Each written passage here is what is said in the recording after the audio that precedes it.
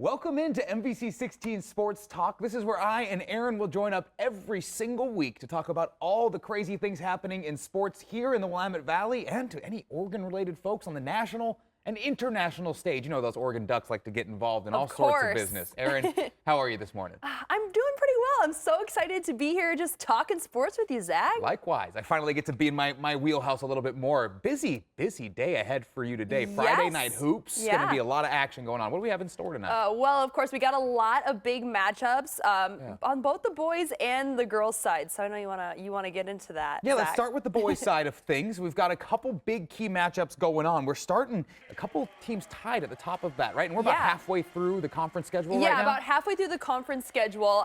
3 teams tied right now. Those teams are West Albany, South Albany, and Woodburn. So I was actually at that West Albany game last week, watching them take on Woodburn, who was the initial first place team in that league. It was a great game, but West Albany was absolutely lights out. They actually have another big game tonight at Dallas, but they had a dominant win over Woodburn last week to tie everything up at the top.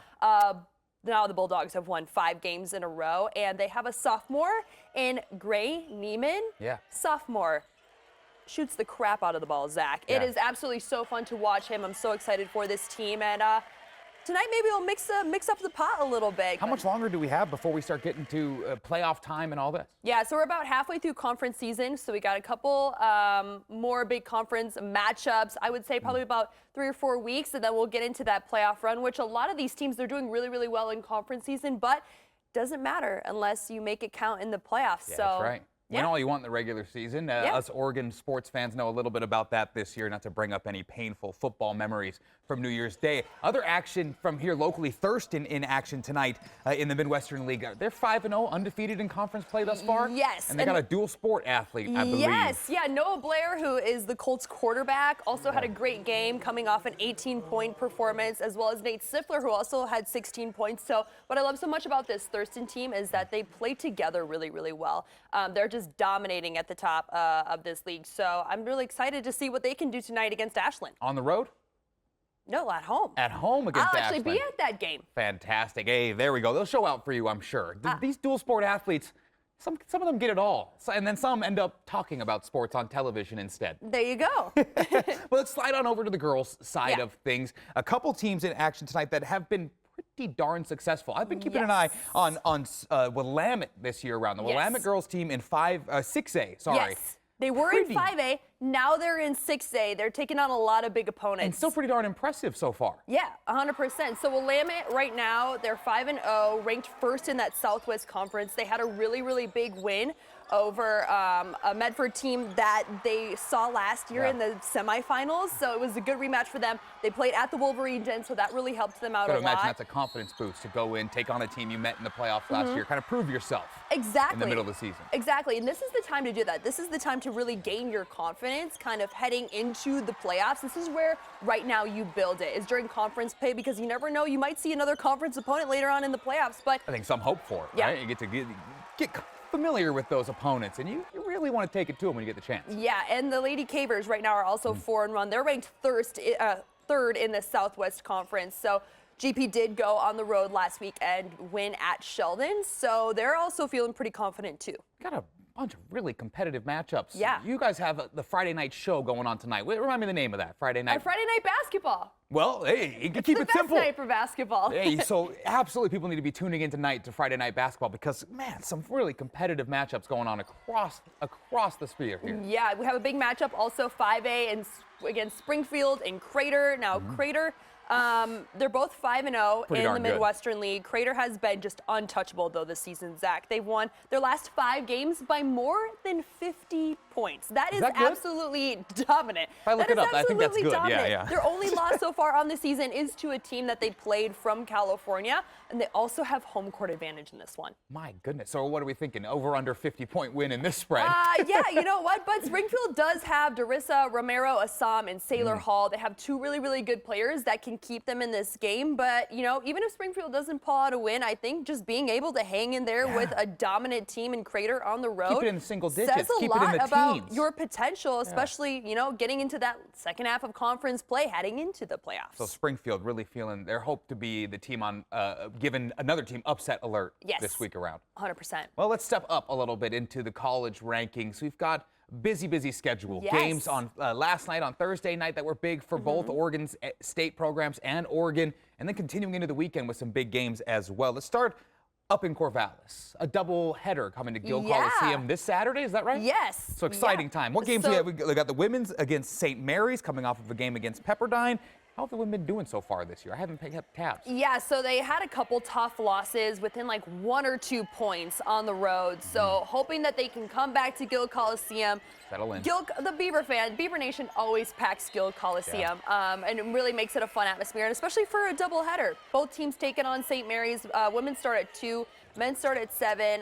The men are coming off a Pac-2 rivalry game against Washington State, so I know that one's always really exciting as well. So hopefully it'll be a good atmosphere for both teams to kind of use that home court advantage to help them take down another WCC opponent. That Oregon State men's team, a couple proficient scorers on that offense. I got my eyes on the kid out of Salem, Nate King, a former JC prospect. I actually covered him in Idaho at the College of Southern Idaho. The kid is an absolute bucket, and he's proven it on the big stage now, where he is here in NCAA and showing he's one of these premier scorers in the country. Yeah, Wayne Tinkle has done a great job of bringing in some players that really have come to shine. DeMarco Minor is another big one, comes in clutch in late games when they need a shooter beyond the arc, and also Michael Ratai has been dominant both from three-point and driving to the lane and getting some tough buckets. So this Oregon State team has been really fun to watch this season. To watch both of these programs, too, be successful in the midst of all this chaos with their conference, I think is a really cool story as well. So it's just fun keeping an eye on those Beavers' successes when they come in these tough times. And especially, too, you think about basketball is so unique. It's not like football where you have so many dominant conferences. Like they're facing Gonzaga, which they unfortunately lost to on the road. But it just really shows that, you know, especially as we get into some more March Madness, like it doesn't matter what conference you're in, you just have to be playing well and you have to keep those shots falling. I mean, tomorrow we're into February, so we're really in the home stretch. Yes. And speaking of that, heading back down the I-5 here into Eugene, those Oregon men have their eye on some pretty high, lofty goals come March, because any team coached by Dana Altman come March is a threat to any other team. But when he's already got a team in the top 15 of the country, albeit coming off of a loss against Minnesota, that could scare some teams on the other side of the bracket. Yeah, 100%. And definitely that new, you know, just being in a new conference, facing new teams is always really exciting as well. They're coming off a rematch at UCLA. They return to Matthew Knight Arena, like you said, after that tough loss at Minnesota. So it's a really good game for them to gear up for Michigan next Wednesday. Oregon beat Michigan last year at Matthew Knight Arena in overtime. I was at that game. It was a super fun game. But yeah, definitely trying to prepare, especially for those seeds in the Big Ten tournament. Women also back in action. They're coming off of a game against Michigan State. They are at Michigan coming up next week. Is that right? Yeah, it's going to be their more Big Ten matchups. Second Big Ten road trip. Their first one, they had a tough loss against Ohio State. So as many road wins as you can get in the Big Ten is super beneficial, because if you can win on the road, that puts you in a really good spot heading into the postseason. Well, we talked about it. We're going to cover sports from here in the Willamette Valley all the way across Western Oregon to that national stage as well. We have a track meet to keep an eye on with some former Oregon competitors taking part. There'll be a lot of professional runners competing in Boston. Some of those runners will be former Ducks Jessica Hull, Sam Prackle, and Susan Ajore. Those will make up the Oregon alumni competing, but you're also going to see some of the major stars like Noah Lyles, Grant Holloway, and Parker Valby also competing. So yeah, you can watch that meet right here on NBC. I'm more concerned about our stars, Erin, Slinde, and our sports team tonight. On NBC 16 at what time for Friday Night Basketball? It'll be about 5 minutes of news, and then Friday Night Basketball starts at 11:05. Get the headlines out of the way and then get to the stars of the show. Well, that's it for the first edition of NBC 16 Sports Talk. Like I said, Erin and I will be here every Friday morning to catch you up on all things Oregon sports and take a look forward to what kind of entertainment you might be seeing throughout the weekend as well. Erin, very excited to have you on board. Thank you so much. Thanks for joining us.